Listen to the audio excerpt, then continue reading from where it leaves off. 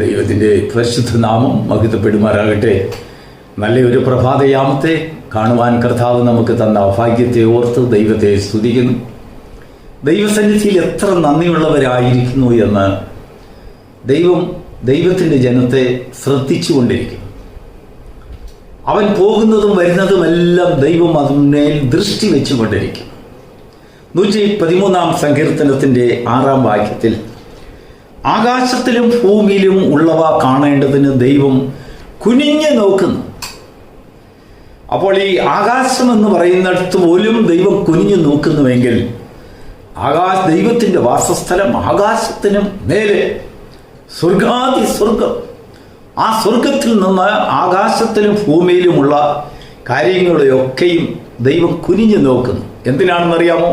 അതിൻ്റെ തൊട്ടടുത്ത 7 വാക്യത്തിൽ ദാവീദ് പറയുന്നത്, അവൻ എളിയവനെ പൊടിയിൽ നിന്ന് എഴുന്നേൽപ്പിക്കുകയും ദരിദ്രനെ കുപ്പയിൽ നിന്ന് ഉയർത്തുകയും ചെയ്യുന്നു. ദൈവത്തിന് സ്തോത്രം. അവൻ ചെയ്തു എന്നുള്ളതാണ് ദാവീദ് കണ്ട സാക്ഷ്യം. അവൻ ഉയർത്തുകയും ഉയർത്തിക്കൊണ്ടിരിക്കുകയും ചെയ്യുന്നു എന്നുള്ളതാണ് നമ്മുടെ സാക്ഷ്യം.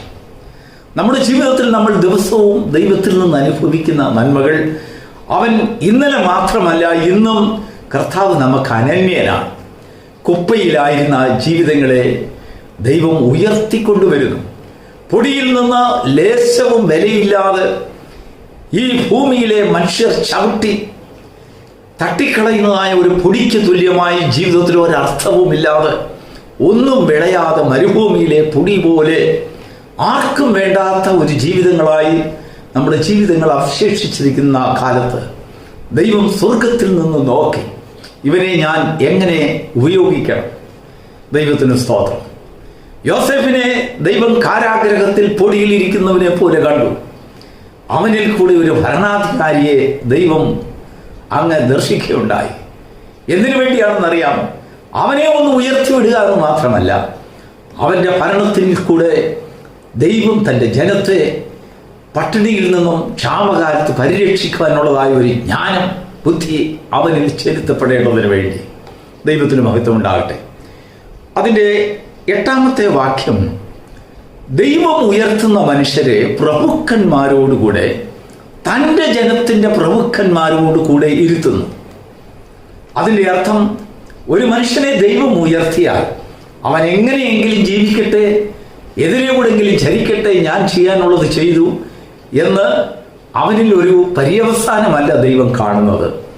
ദൈവം ഉയർത്തുന്ന മനുഷ്യൻ എങ്ങനെ ചരിക്കണം, അവൻ്റെ ആഗമനത്തെയും അവൻ്റെ ഗമനത്തെയും ദൈവം സ്ഥിരമാക്കും. അതാണ് ദൈവം ഉയർത്തുന്ന മനുഷ്യനും മനുഷ്യർ ഉയർത്തുന്നതായ മനുഷ്യരും തമ്മിലുള്ളതായ വ്യത്യാസം. മനുഷ്യർ ആരെയെങ്കിലും ഉയർത്തിയാൽ എപ്പോഴും അവൻ്റെ പുറകെ ചിലപ്പോൾ നടന്നിരിക്കത്തില്ല. അല്പമായി അവനാൽ കഴിവുള്ളതുപോലെ ഒരുവനെ ഉയർത്തിക്കഴിഞ്ഞതിന് ശേഷം അവൻ എങ്ങനെയെങ്കിലും ജീവിക്കട്ടെ, ഇതിലൂടെങ്കിലും പോകട്ടെ, എനിക്കിനി ഉത്തരവാദിത്വമില്ല. നമ്മുടെ സഹോദരങ്ങളെ അല്ലെങ്കിൽ നമുക്ക് വേണ്ടപ്പെട്ടവരെ നമ്മൾ എന്തെങ്കിലും നന്മകളാൽ ഉയർത്തിവിട്ടാൽ നമ്മൾ പിന്നെയും അവരുടെ പുറകെ നടക്കാറില്ല. പക്ഷെ ദൈവം അങ്ങനെയല്ല. ദൈവം ഉയർത്തുമ്പോൾ അവൻ്റെ പുറകെ ദൈവം നടക്കും. ബേശ രാജാവിനോട് 1 രാജാക്കന്മാർ 16 അധ്യായത്തിൻ്റെ 2 വാക്യത്തിൽ ദൈവം അരുളി ചെയ്യുകയാണ്, ഞാൻ നിന്നെ പൊടിയിൽ നിന്ന് ഉയർത്തി എൻ്റെ ജനത്തിന് പ്രഭുവാക്കി വെച്ചു, പക്ഷെങ്കിൽ നീയോ എൻ്റെ വഴികളെ മറന്നു നടന്നു. അപ്പോൾ രാജാവാക്കി ഒരു മനുഷ്യൻ എങ്ങനെ ഭരിക്കുന്നു? അവനെ പ്രഭുവാക്കി വെച്ചു. രാജ്യത്തിന്മേൽ ദൈവത്തിൻ്റെ ജനത്തെ നടത്തുവാൻ അവനെ ആക്കി വെച്ചിട്ടതിന് ശേഷം ദൈവം അവൻ്റെ മേൽ ആകാശത്തിൽ നിന്ന് അവൻ ചെയ്യുന്നതും ചരിക്കുന്നതുമായ കാര്യങ്ങളിൽ ദൃഷ്ടി വെച്ചുകൊണ്ടിരിക്കും. ദൈവത്തിന് സ്തോത്രം. ദൈവത്തിൻ്റെ ഉയർത്തൽ അങ്ങനെയാണ്, വിലയേറിയതാണ്. നീതിമാന്റെ മേൽ ദൈവം ദൃഷ്ടി വയ്ക്കും. ദൈവത്തിൽ നിന്നുള്ളതായ നന്മകൾ നാം പ്രാപിക്കുമ്പോൾ അനർത്ഥങ്ങളിൽ നിന്നും വക്രതയും കോട്ടവുമുള്ള ഈ തലമുറയിൽ നമ്മുടെ തലമുറകളെ ദൈവം സൂക്ഷിക്കുമ്പോൾ ആ തലമുറകൾ എങ്ങനെ ചരിക്കുന്നുവെന്ന് ദൈവം അവരുടെ മേൽ ദൃഷ്ടി വെച്ചുകൊണ്ടിരിക്കും. ദൈവത്തിൽ നിന്ന് നന്മകൾ പ്രാപിച്ചതിന് ശേഷം നമുക്കിഷ്ടം പോലെ ജീവിക്കാൻ കഴിയില്ല എന്നർത്ഥം. എന്നാൽ ദൈവം നിയമിക്കുമ്പോൾ ഈ ലോകത്തിൽ വലിയൊരു പ്രഭുവായിരിക്കേണ്ടതിനല്ല ദൈവം മനുഷ്യനെ അല്ലെങ്കിൽ മനുഷ്യപുത്രന്മാരിൽ ചിലരെ ദൈവം സെലക്ട് ചെയ്ത് അവരെ വിളിച്ചവരെ ഉയർത്തുന്നത്. പ്രഭുക്കന്മാരോടുകൂടെ. അതിനുശേഷം അതിന്റെ 8-ാം വാക്യത്തിൽ പറയുന്നു, ഏത് പ്രഭുക്കന്മാരോടുകൂടെ? എൻ്റെ ജനത്തിന്റെ പ്രഭുക്കന്മാരോടുകൂടെ തന്നെ അവരെ ഇരുത്തുമാറാക്കുന്നു. എന്ന് പറഞ്ഞാൽ എൻ്റെ ജനത്തെ വിട്ടു പോകുവാൻ അവർക്ക് അവകാശമില്ല.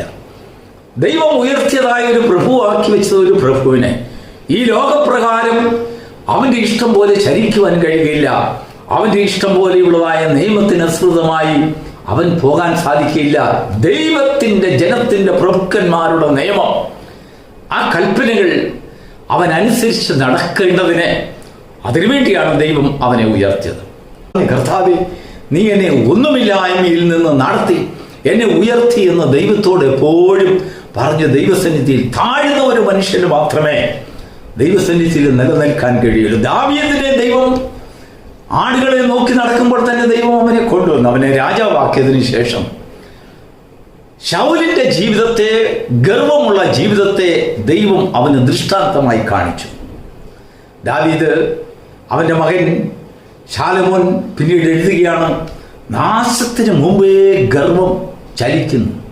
എന്ന് പറഞ്ഞാൽ ഒരു മനുഷ്യനിൽ നാശം അല്പാൽപമായി മാത്രമേ കടന്നു വരികയുള്ളൂ. പെട്ടെന്നൊരു മനുഷ്യനിൽ നാശം സംഭവിക്കുന്നില്ല. അവനിൽ നാശവും താഴ്ചയും അല്പാൽപമായി കടന്നു വരുന്നു. അങ്ങനെ കടന്നു വരുമ്പോൾ അതിനു മുമ്പേ അതിനെക്കാട്ടിലും വേഗത ഗർവത്തിനുണ്ട്. ആ ഗർവമാണ് അവനെ ഒരു ദിവസം സംഹരിക്കപ്പെടുന്നത് പോലെ അവനെ താഴ്ചയിലേക്ക് വലിച്ചു കൊണ്ടുപോകുന്നത്. വീഴ്ചയ്ക്ക് മുമ്പ് അഹങ്കാരം, ആ അഹങ്കാരം എത്രയോ നാളുകൾക്ക് മുമ്പ് തുടങ്ങി ദൈവം അത് കണ്ടും കൊണ്ട് അഹങ്കാരത്തിന് മുഖാന്തരം നമ്മളിലുള്ളതായ ചില വീഴ്ചകൾക്കും താഴ്ചകൾക്കും അത് കാരണമാക്കി തരുവാൻ ദൈവം അതിനെ വിട്ടുകളയും. ദൈവത്തിന് സ്തോത്രം. നമ്മുടെ ജീവിതത്തിൽ ആർക്കും വേണ്ടാത്ത ജീവിതത്തിൽ നിന്ന് ദൈവം നമുക്ക് ഉയർച്ച തരും. ലോകത്തിൽ മനുഷ്യരെല്ലാം നിന്ദിച്ച് കിടന്നതായ ജീവിതം, ആകാശത്തിൽ നിന്ന് കുനിഞ്ഞു നോക്കുന്ന ഒരു ദൈവത്തിന്റെ മുഖത്തേക്ക് നിങ്ങൾക്ക് നോക്കുവാൻ പ്രാപ്തിയുണ്ടവരായിത്തീരുന്നെങ്കിൽ ദൈവം നിങ്ങളെ ഉയർത്തുവാൻ ശക്തനാണ്. എന്നാൽ ദൈവം ചില വ്യവസ്ഥകളോടുകൂടിയാണ് നമ്മെ ഉയർത്തുന്നത്. ദൈവം ചില പ്രമാണങ്ങളോടുകൂടിയാണ് നമ്മെ ഉയർത്തുന്നത്.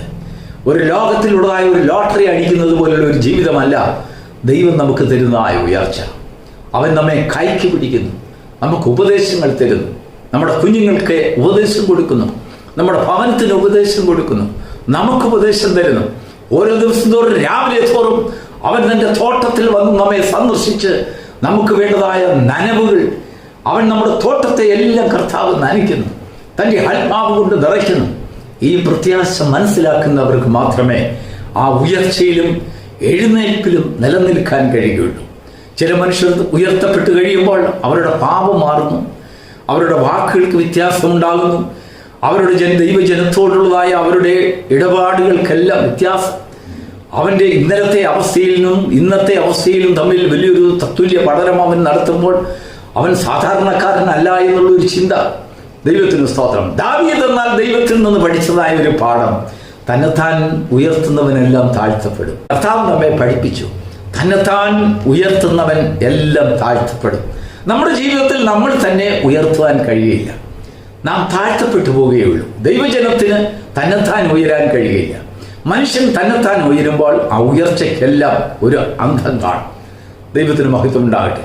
എത്രയോ ഭരണാധികാരികൾ, എത്രയോ ധനികർ, എത്രയോ കോടീശ്വരന്മാരുടെ ജീവിതം നമ്മൾ നോക്കുമ്പോൾ ഉയർന്നവരാണ്, എന്നാൽ അവർക്ക് ഉയർച്ചയിൽ നിലനിൽക്കാൻ കഴിയുന്നില്ല. ഒരു ദിവസം അനർത്ഥം പോലെ താഴ്ച അവരെ തേടി വരികയാണ്. കാരണം എന്താണെന്നറിയാം?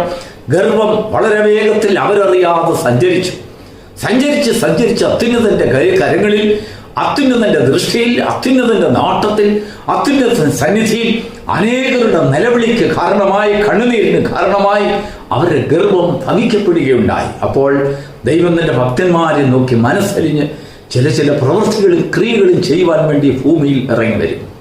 ദൈവത്തിന് മഹത്വം ഉണ്ടാവട്ടെ.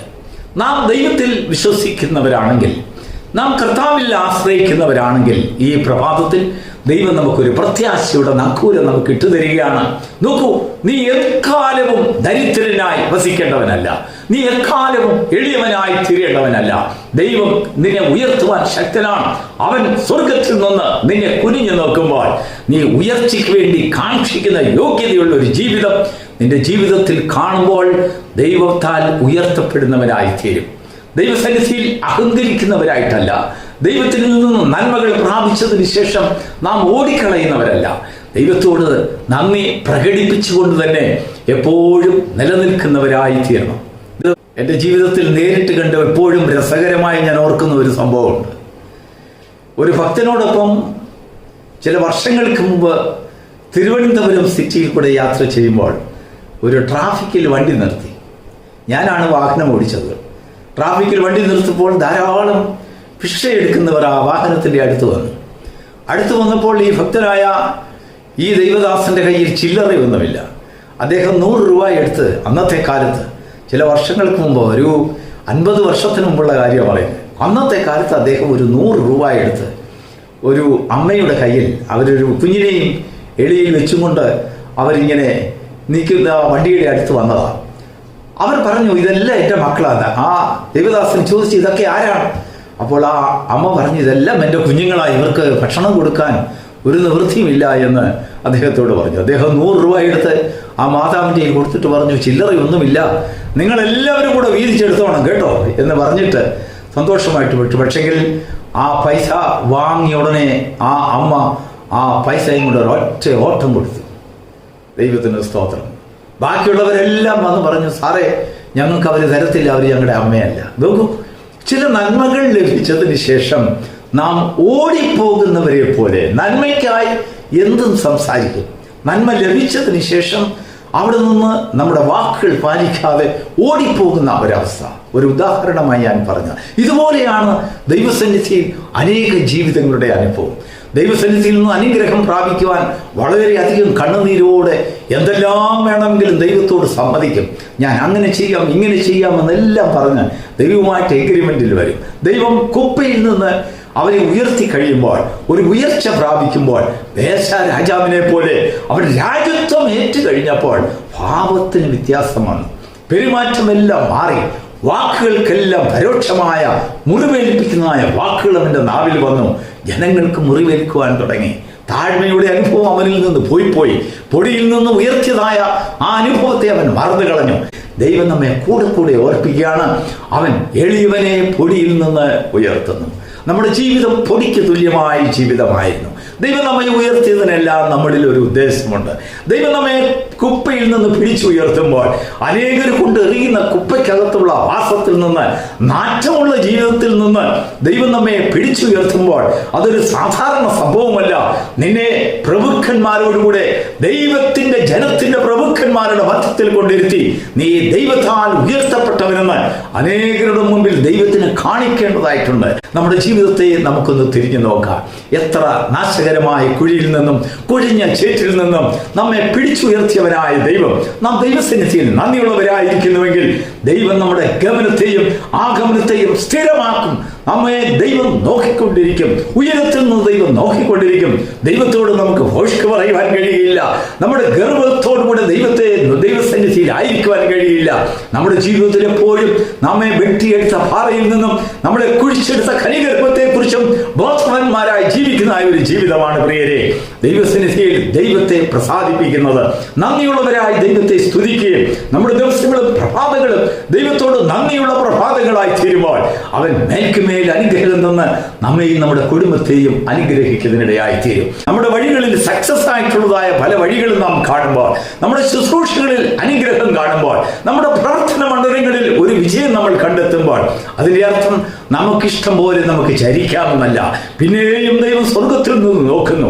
നമ്മുടെ ജീവിതങ്ങൾ, നമ്മുടെ ആടുകളോടുകൂടെ നാം എങ്ങനെയായിരിക്കുന്നു എന്ന് ദൈവം ശ്രദ്ധിച്ചുകൊണ്ടിരിക്കുന്നു. നമ്മുടെ പ്രാർത്ഥനയുടെ വാക്കുകളെ ദൈവം ശ്രദ്ധിക്കുന്നു. മഹനീയമായ താഴ്മയുടെ ജീവിതം ഈ പ്രഭാതത്തിൽ തരുന്നുണ്ടെങ്കിൽ അവൻ തക്ക സമയത്ത് നിന്നെ ഉയർത്തുവാൻ തക്കണം. അവന്റെ ബലമുള്ള കരത്തിന് കീഴിൽ താഴ്ന്നിരിക്കുന്ന ഹൃദയങ്ങളെ ദൈവം സൃഷ്ടിക്കുന്നതിനായി ദൈവത്തെ സ്തുതിക്കുന്നു.